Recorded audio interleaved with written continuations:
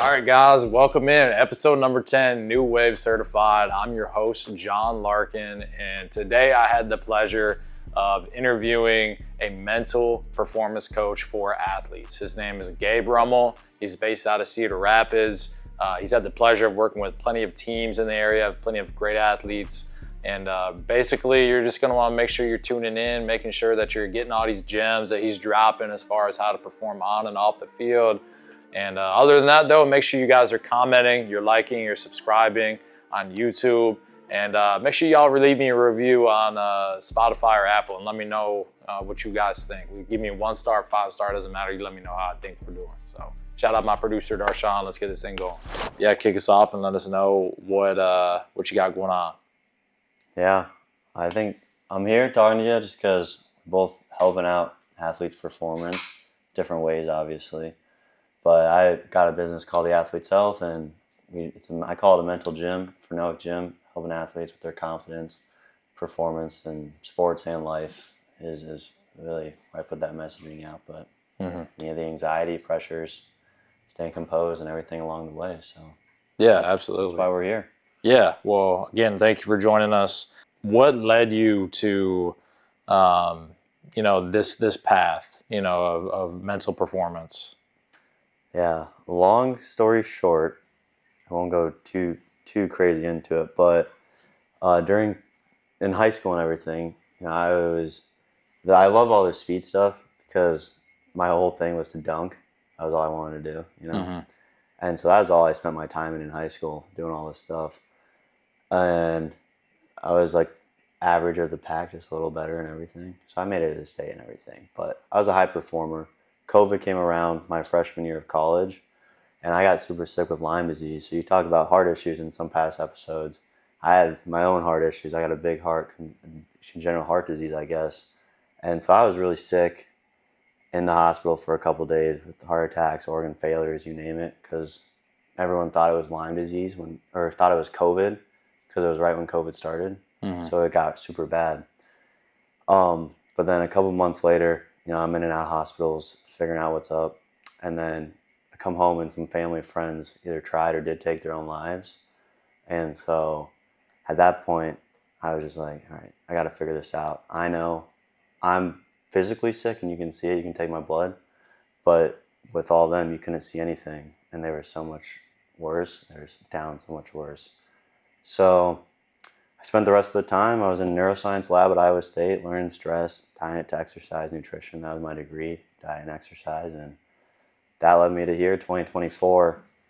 I was like, all right, I really want to work with athletes. I was already doing health coaching and personal training and stuff. So I was like, a mentor was like, just try it, jump in, see what happens. And last year was kind of just figuring out how to do it in business and everything else if I even could. And this year, I've been working with teams and athletes and doing the mental coach and training for them. So yeah, that's the journey. Yeah, I think that's an interesting story of, you overcoming that adversity. And then you kind of had that moment where, we've talked with other athletes of having your back against the wall and you kind of figure out like, hey, I got to make a decision of like where I want to go and what I want to do. And it just happened to be, that you were inspired by some other family friends, it sounds like, to pursue something like this. Is that right? Yeah. I fell in love with like psychology and performance and neuroscience and all that stuff. And I knew with COVID especially and the development of youth and everything else that there was a need for that just from my own family and friends. And so I wanted to fill that need and I thought I could. So and we gave it a shot. And yeah, it almost sounds like it was an experiment to start out. Yeah, you could say that. I mean, I didn't know for sure how it would work. I just started with back at my old high school here at Prairie for one of their track practices. This would have been in last spring, and just talked to them about this stuff. Gave them a couple exercises to do. They liked it enough. They invited me back this year, but from that 1 year difference. From the experiment, a lot changed. So, but I'd say it's an experiment. What would you say has been the biggest So you talk about like the difference between year to year and how much growth you've seen and what in your product and stuff like that. What are some of those changes that you've seen? Well, when I first started, I fell into the internet trap for sure of like a business coach online, and it was fine. I took what I could out of it, but they were basically like, yeah, just make a curriculum using AI and then just sell it for really expensive and everyone will jump on it, or the right people will. But so I still have that. I got like a piggy bank, or I call it filing cabinet, of a bunch of mental exercises, but it's not a one size fit all. It's very personal to person. And that's one of the biggest things I've seen from like a year ago. I was working with the softball team a year ago, and we were trying to funnel them into this program that I had. But that's one of the biggest things I've now found, where I have my frameworks. You got clear vision, be confident on the way, and stay composed while doing it. But besides that, it's very plug and play, situation. That's probably one of the biggest growths I've seen, just in the delivering, the training of the mental exercises and how you apply it to your physical skills. Yeah, I'd say the biggest thing that you had brought up that stood out to me was it is almost like a individualization. Yeah. So making it very individualized. That's something that we try to do here at New Wave for our training. We try to make each session individualized to the athlete and what they need, by giving specific cues or through the loading or the reps or whatever it is, you know what I mean? And hearing that you're doing something similar lets me know that you're doing a good job, you know what I mean? Because that's what a lot of like folks are looking for. They're not looking for the one size fits all. No, you know what I mean? It can't be. And that's what I've seen here too. I mean, I see some of your clips and everything else, because I've obviously dabbled in a lot of this training too myself. Not really ever doing it with other people, just doing it for myself. Done a lot of research on it. And all the stuff I see you doing are the things that I would do myself, and what really made all the progress that I made personally. So it's cool to see that is being out there now as a service to people, instead of just regular lifting, or it doesn't always help as much. Yeah. This is a little bit off topic, but you and I are both young guys, you know what I'm saying, here in this community, in this realm of business. Have you run into anybody that's, because you're younger than me, right? Have you run into anybody that's like try to give you a hard time about like just try to take advantage of you just because you're younger? Yeah, lessons learned. Yeah. I treat it like an internship now. Look back, but that's happened a couple times, but there's also then the people who The opposite that are like, I mean, we were talking about this a little bit before, but with some of these things I have coming up, partnerships and whatnot, they're asking me like, hey, if we're gonna do this long term, like, and this is what you're proposing to us, is this something that you see yourself, like, that you are compensated fairly for this? Like, is this what you will be able to put your heart in? Or then so that's awesome. That's like the good side. And then I've also seen the other side. So there's good players and the bad players. Yep, you know what I mean? Good players and bad players. Yeah, because on this podcast, we not only talk about, physical and mental performance, but also like the professional side of things in business. And so, for all those young entrepreneurs out there, there's going to be those good players. There's going to be those bad players, those people that are going to try to take advantage of you because they can get over you based on your age, like we just talked about. But then you also got to weed through those weeds and find the folks or the flowers, you know what I mean, of people that are really going to help you grow as a young entrepreneur and leader, whether that be, through sports or otherwise. Yeah. And on that route, one thing that, can't look at him, but I can't. No, you can. You're cool. Yeah. Behind the scenes guy. Darshan, shout out producer, man. Darshan.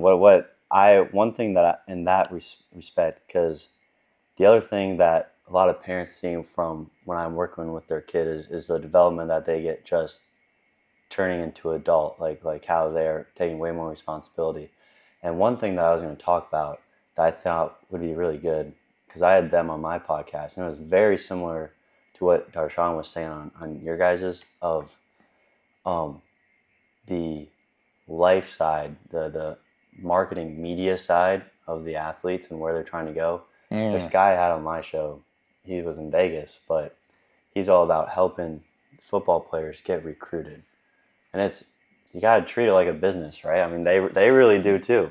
Those kids have, like, so I bring this up because you guys were talking about their social medias, using their media as marketing themselves. And it's so important. It's how you separate yourself, take the responsibility. I mean, I say all of it because it comes back to things I coach the kids with, train them up for, because it ties right into the life skills. But it's similar to what you're doing here. I mean, I'm sure you push them pretty hard in some of the drills, and then that translates right into how they'll push in school and how they'll push for that career path and everything else. So. Yeah, and to your point, talking about the marketability of athletes, and nowadays it's only going to get bigger and bigger as NIL continues to pour into college sports.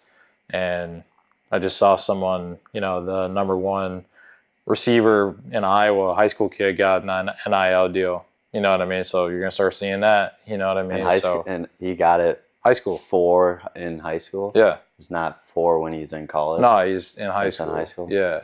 That's crazy. And, something that I've considered doing for our kids, but whatever. Anyway, I say all that to say that, you got to, in order for brands and so on and so forth to take you seriously, you obviously have to have certain skills on the field, but then also, within, your professionalism and how you carry yourself. And that kind of ties into what you were just talking about with what you offer, right?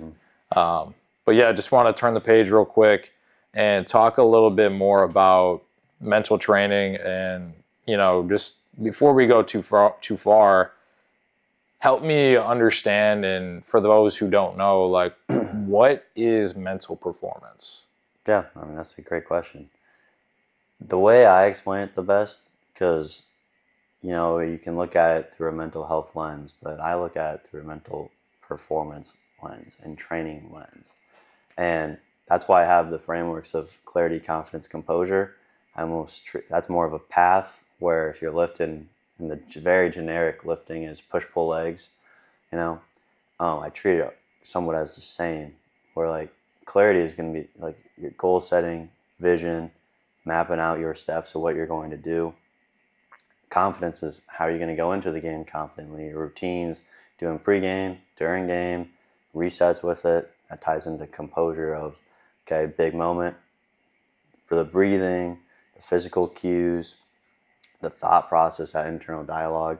I mean, that's why I say I have a file cabinet full of mental exercises, because over time I just keep developing new ways to position it. It can come back to maybe those 3 things of, all right, you have to know where you're going, you have to be confident, you have to handle the pressure, but then how do you actually do that?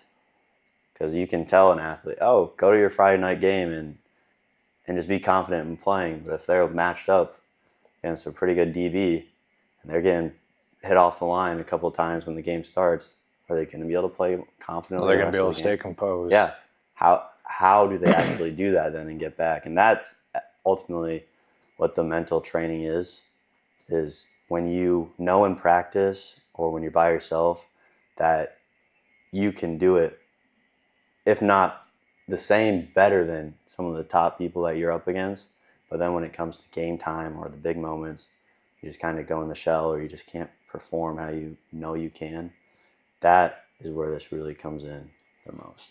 Yeah, I 100% agree, and can certainly see what you're talking about as far as, the clarity, composure, and the confidence. I'd say that's a really big concept, is the confidence.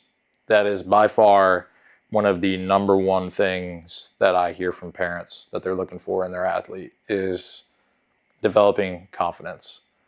And so that being said, how do you develop that? I know you can, what I do is, when you train, you do the reps and all that, you build confidence. But as far as just like the mental side of it, like, what would you suggest? Yeah, and for that, you gotta ask questions. You gotta look into it. Like, I could ask you, do you know how much time you're actually spending on your phone? And a lot of times you won't know. And we're floating through so much stuff right now, day to day life, that we're not aware of what we're doing, of what's doing things to us, right? Stimuli and response, outcome and reward. And so if we're trying to develop confidence, we have to track, see what's working, what's not working. That's one of the big things with this mental and visible side versus physical. You can either see the weights go up, or you can see yourself getting more toned or strong, or whatever your goal is, that outcome. On the mental side, you can't always see it. And so if we're trying to be more confident, we have to track what we're doing. We have to be more aware of what we're doing. And then we'll plug in maybe a pregame routine and just keep it super simple, just like box breathing that everyone probably knows of, to just calm yourself down. But are you even doing that before the game? Or if you're super tight before the game, you ever watch Remember the Titans and they're dancing before their games? They're doing the like, Yeah. You know what I mean? Sure. If you see Remember the Titans, that's a specific like pre-game routine that just loosens them up. I've seen that with teams and individual athletes to develop the confidence. So once again, the list can go on and on, but if you're just starting to want to be more confident without changing a lot of what you're already doing physically, look at what you're doing, identify things, and then put one or two routines, habits, whatever in there to then Yeah. simple exercise to help yourself out. I like that last part as far as having like a routine or just something that you do before you go out there and train or practice or compete. When I was in Chicago at the Speed Summit for Altus, I was listening to a couple of like the greatest speed coaches ever to live, right? And they were talking about how every elite athlete has a security blanket. And what that security blanket is obviously varies from athlete to athlete. But for example, let's talk about Jason Kelce. I'm a huge Eagles fan, so Super Bowl champion Jason Kelce, by the way. He said that if he goes into every season being able to squat 600 pounds, he knows he's good to go. Now, in my industry, that's not always like a measurement that has to happen for every athlete, but for him, it just gives him that confidence and knowing, hey, I'm ready to go. Like, I still have the juice to compete at this age, and so on and so forth. And it's a security blanket. And so, to your point, with building the confidence, putting in some sort of drill or routine, so to speak, is a security blanket for athletes to give them that confidence to go out there and compete and practice train. Oh yeah, 100%. And so you can do that as more so just a habitual on the bus, maybe visualizing the game or thinking about the first steps that you're going to take in the game, like plays, not actual just step. But that could be one thing. Or maybe it's in pregame and you're going to go dunk and okay, I got the bounce for the day. Or you're doing your warm-up sprints and you're going to beat this guy over here because, if you can beat him, then you're going to be pretty good for the day. And that goes back to, all right, if you can squat 600, which is, it's a lot. Yeah, right.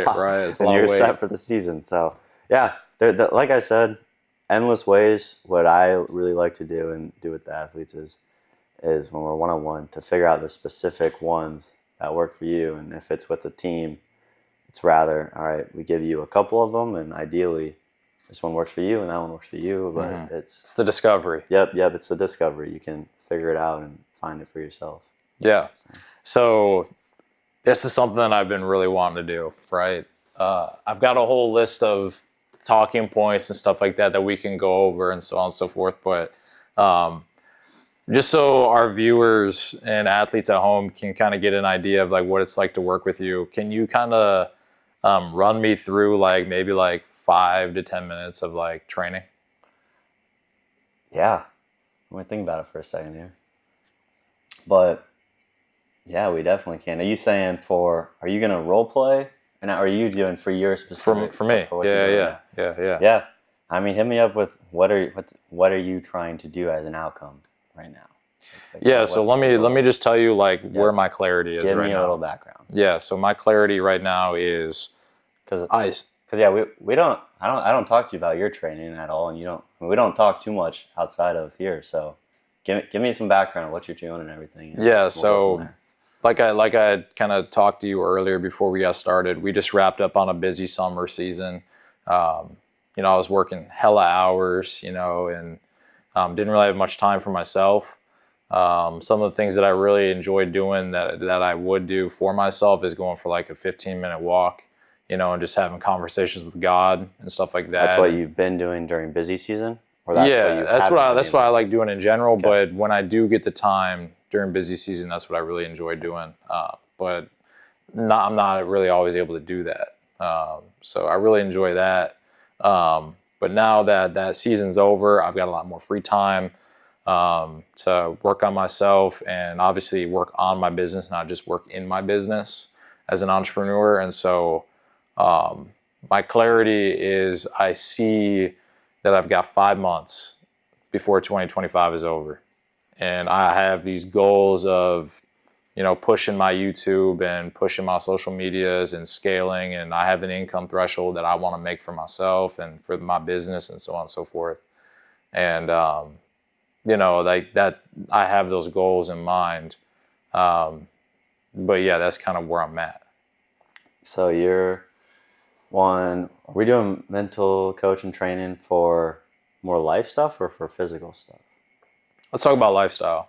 Lifestyle? Yeah, like okay. I'm a busy entrepreneur, but I'm also an athlete, you know, because the athletes are entrepreneurs like we talked about earlier. What's a life skill that like kind of like talk to me about like my life skills, like the lifestyle like we just talked about? Yeah, and I'm curious, what's your day-to-day like? And we've actually talked about this some. Don't go into the specifics, but now versus when you have these 5 months or probably 3 months that are going to be a little more calm, what's going to be the biggest differences in day-to-day? I would say the biggest differences are I have more time to work on the things that I want to work on, and I'm able to be more creative in what I'm doing as far as branding and content, and you know, I can go meet with more people, kind of get out of the facility in that case. Like I said, a lot of it is just working on the business now versus in the business, and it's going to be a lot more planning and execution. Yeah, and so this is one thing common in the sports setting, but then also in the life setting because they interact very well. In your goals and your outcomes and everything that you're trying to reach, the things that I'm really wondering and what you'll be spending time on and thinking about also are breakdown for me. And you don't have to go into specific goals once again, just while we're here live. But what are the pieces that you are constantly thinking about? And I'll stop right there. But the pieces that you're thinking about, I'm wondering that part first, and then I'll tell you why, and we'll spin that into what you'll actually do and how we'll attack it in the 1 or 2 exercises that you'll take home. So the pieces of the goals that you're thinking about that just keep, like you said, social media and stuff, and you're more outreach, but within that, what are you like? What keeps you up at night? Yeah, I'd say the pieces would be one, getting my body into better shape and just taking better care of my body. You know, being able to move without pain and stuff like that, because you know, long days of training kind of takes a lot out of you. That, but then also just the execution of, I have these goals, right, of doing X, Y, and Z, and installing these systems to get to where I want to be. here in the next 5 months. And Does that kind of answer your question? Yeah, that's good. Do you, each day, because I feel like you're going to be a little farther along the path than some of the athletes I work with, do you think back on that day and like what you accomplished and what you didn't get done? Do you reflect on that stuff mostly or not? Sometimes I do, but not on a consistent basis like I'm sure you're asking. Okay. I'd say when I do get those opportunities to go for them walks and stuff like that is when I do that the most. So I'll do that in the morning, but sometimes I'll do it in the evening. I won't be able to do it in the evening anymore because of my schedule, because I'll be training until like 8:30 at night, and I won't get out of here till 9:30, 10 o'clock some nights. So yeah, I guess that. So yeah, I think I got enough info. This is what I would walk you through, and it's similar to some of these athletes, a couple that I was working with here, where one of the main things to start, especially as this is what I said, start in July. It's the second half of the year. I mean, quarter 3 is now 1 month done, a third of the way done, and so third of the way. I got my we got 5 months. I got my 3 and 4. Yeah. You got it. So what I'm really seeing out of that is you have a second chance. It's time here now to really look at that awareness piece, and I'm tying that in for you of what you can specifically control and not control. And so like this would be the first time that we work together, and I'd get you, and we can talk about this after. It's pretty easy for me. You can get on this app and we can share with each other, where then I'm going to check your habits every day, and you can check me to make sure I'm checking yours. And I'm going to make sure that each night or day at some point, you're looking back, and for you, I'm going to add a little more to it because I think you can handle it. But to look at that 1 to 3 things that you have the control over to execute, to move forward, and that you're actually doing that for the day, and that it's going towards those main bucket goals that you have for this next quarter even of the YouTube content and that stuff. So it's not thinking of it as a grand scheme, but you got to start at just that awareness factor, because you don't know, and you might know, but by what it sounds like, you don't fully know what each day is bringing and what each day is doing, and how that's taking you along the train track of where you're going. And so we got to make sure we can see what each day, if we're taking the actions and the outcomes are coming from it, because then we can look back and reevaluate and see, okay, maybe we'll change this up just a tiny bit. Yeah. And so in the athletic setting, it's the same thing, but then that goes for just what they're doing for their actual sport and what they're doing outside of that too, just in life and everything else. But that's a general thing. So your actions for that, I'd have you do 1 or 2 take-home exercises, which would get you on that habit app, share with me, and I'm going to check 1 time a day if you are reflecting on that day and seeing if it's going towards those main goals. So the reflection piece seems to be the biggest, as far as like making sure that I'm staying on track with what I'm doing, right? Yep, and that comes back to the framework, right? You can't get confident on what you're doing or even staying composed, handling anything that's happening if you don't know what is actually happening. And you have a pretty good understanding of what's happening, but just from what it sounded like and what we were doing, I just want to check that for a week till we would meet again. Sure. So like I had mentioned, a lot of the times when I reflect, it's when I'm, taking that time for myself. If I'm able to do that in the mornings, which is going to be my routine or whatever, when I do my morning stuff, is it fine if I reflect on the prior day's outcomes and what happens, or does it have to be like that same day? Can you get to sleep the night before? Yeah. Then yeah, that's fine. Yeah. If it's not if it's not bothering you at all, yeah, that's fine.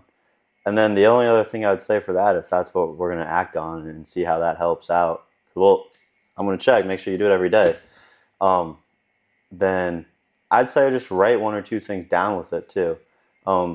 There's a difference from thinking about it in your head and constantly going over stuff. That's good. It helps. I do that more times than not. But there's a difference from that and then either typing it in your notes, texting it to your own number. There's a couple apps out there, or even just writing it down. But So then when we're doing that reflection with God or whatever else, and then that one or two big things pop in, and you're like, oh, this is what I need to do, or this worked out really well. And that is what can be written down. Okay, got it.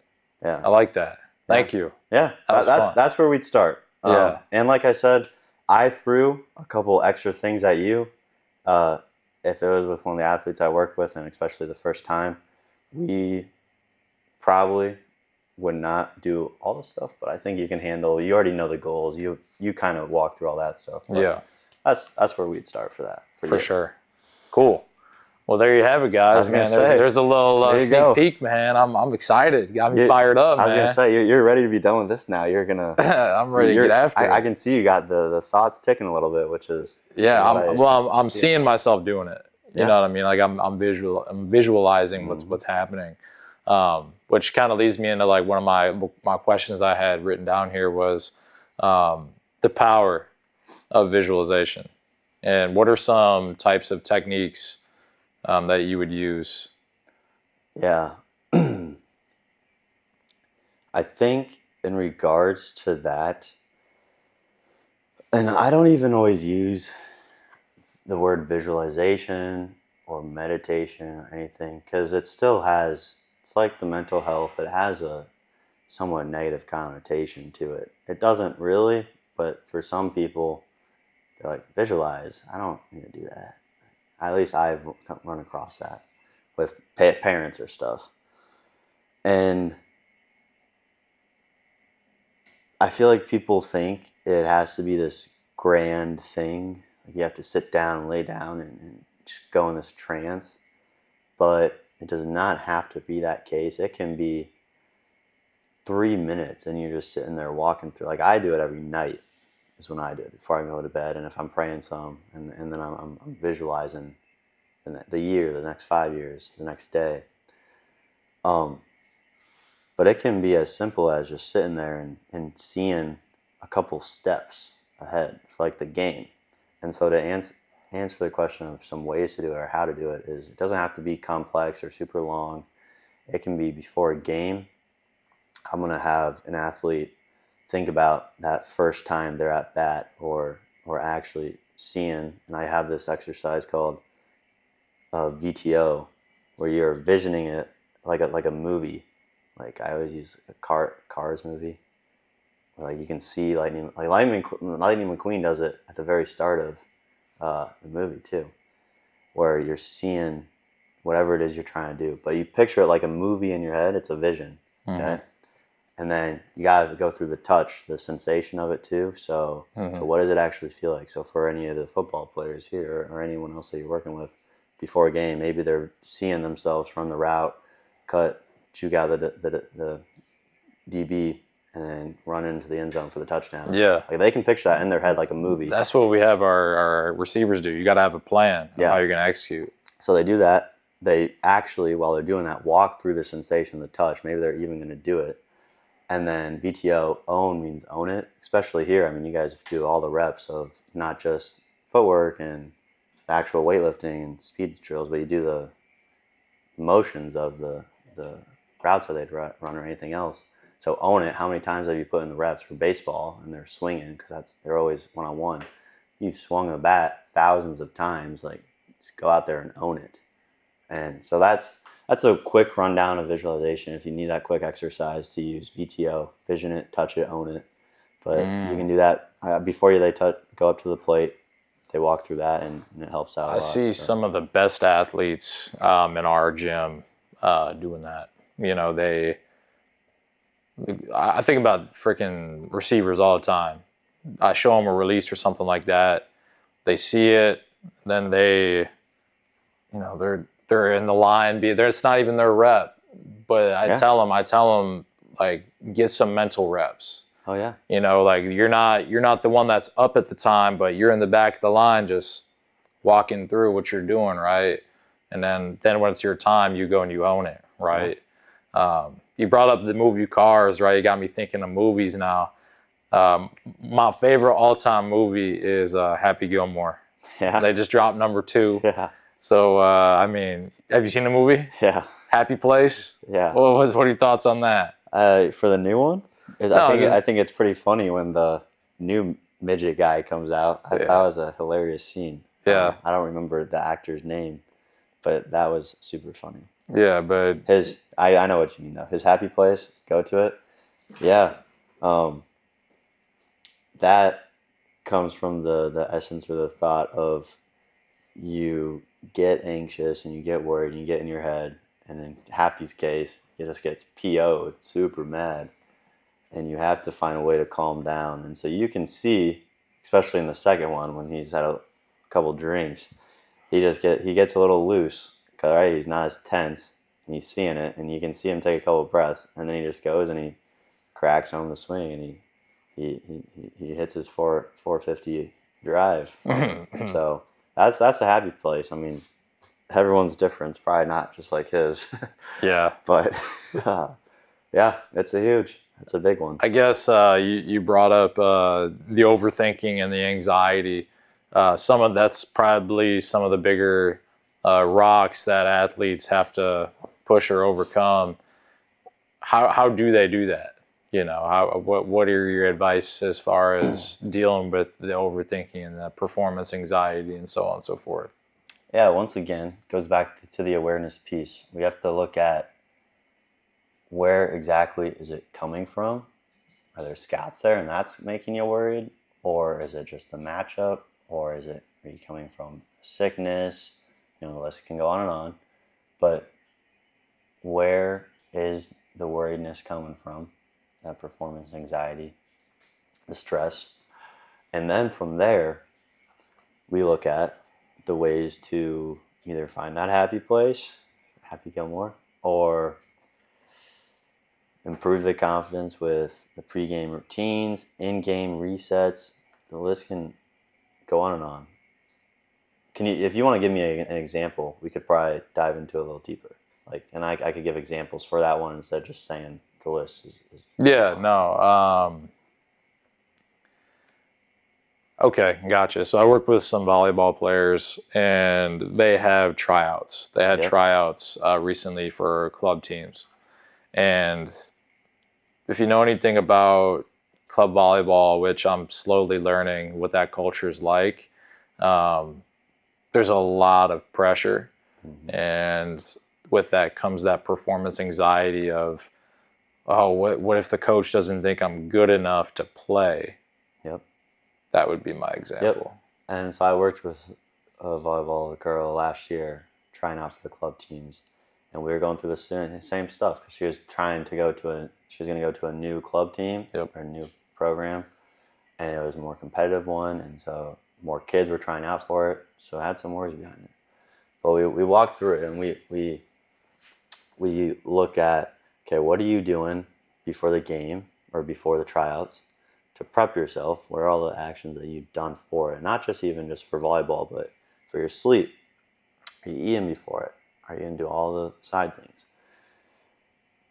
Then, when we're actually there, we said, okay, there's 50 of you trying out for the 10-person team or whatever. How are you separating yourself from this? This was for her circumstance, right? You're pretty good at volleyball. So what are the spots that you were the best at? Because she got moved around the last season. And then what are the other things that you can do to separate yourself? And for her, it was talking. It was not freaking out because she was pretty good at controlling that and moving into the next play. We worked on it a tiny bit. So we magnified those aspects of whatever spot you get put in, you're going to be able to do pretty good at it. And you're going to be able to communicate and not freak out, where some of the other girls are going to get in their head, they're going to mess up a little bit. But we're just going to focus on these 3 places, make them the best you can be, and not even think about the other ones. And that comes into a whole nother side thing. If I tell you don't think about a pink elephant, what are you thinking about? A pink elephant. Exactly. Yeah. So you have to be careful on that line. But, yeah, you're good. But we worked on that. And we made sure we weren't focusing on the pink elephant. And so that's how we handled that. Man, so the only reason why I laughed is because, like I told you a lot, in my free time sometimes before we got off air here, I play a little bit of golf, right? So sometimes I play with my buddies, right?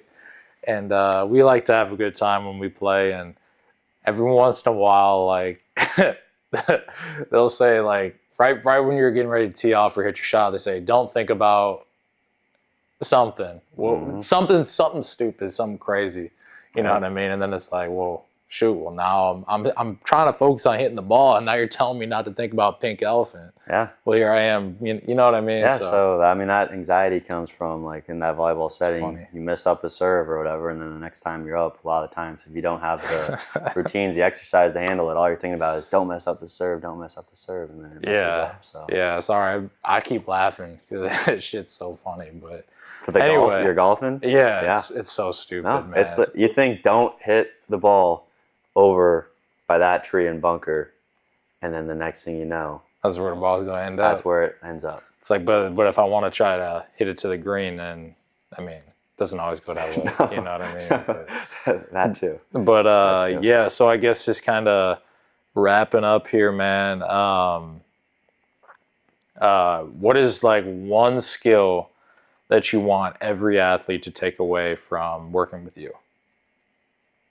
Well, we've talked a lot about the awareness piece, so I'll move away from that one. And something that I always give out whenever I'm working at any school or any team or anything is I have these 3 G's that I like to give out, because no matter what you're doing, and this will come back to that reflection piece, but you can make progress if you know of these. And it's 3 G's are: what did you give today, what did you do great today, and how did you grow? And so like, you can write it with an expo marker on your mirror, on a sticky note, put it on your mirror, whatever. But if you can help someone out, if you can do something great for that day, and then if you can look at how you grew that day, and you start to do this a couple days in a row, you know that morning of, you're like, all right, I got to do these things. That'll mean I have a better day, and ultimately that helps out that performance. So that's one main exercise I at least have people try out. Sometimes it sticks with them, sometimes they start to fall off, but that's an overarching one that anyone can. I like that. Do. Yeah. It's overarching. Yeah, that's like a routine almost. You know, if you do it every day. It is. All right, so my producer, man, he had a great idea. You'll be the first guest to try it out. What is one question that you want to leave for our next guest? Putting you on the spot here. This is what makes it interesting, because you don't know. You don't know. It's going to be like a CEO or. Well, let's see what these people do. If you're reading, what are you reading right now, or what's your favorite book? I think that's an important thing. That's my question. Okay. All right. What if they're not reading? If they're not reading, why are you not reading? Ooh, yeah. Knew that was coming. Yes, sir. I like that, man. That's what I got for that. Cool, man. General overarching who it could be. Where can the people find you? Socials, it's mostly Gabe Rummel, TAH, and then www.theathleteshealth.com. That's pretty, keep it general. So that's good. Based in here around Cedar Rapids area, Iowa City, all that good stuff. Yep. Locally around here. So Cedar Rapids, Iowa City. Well, yeah, man. Hopefully our athletes are able to get some stuff in with you here around here. You know, we can see you around here more often. You know what I mean? Be a joy to have you. But yeah, guys, make sure y'all check in with Gabe. Check him out. Appreciate y'all checking in with us. New Wave Certified. Make sure y'all subscribe to the YouTube, man. Y'all subscribe or share this with another athlete that you think would benefit from what we talked about today. So appreciate y'all checking out. We going. Thanks.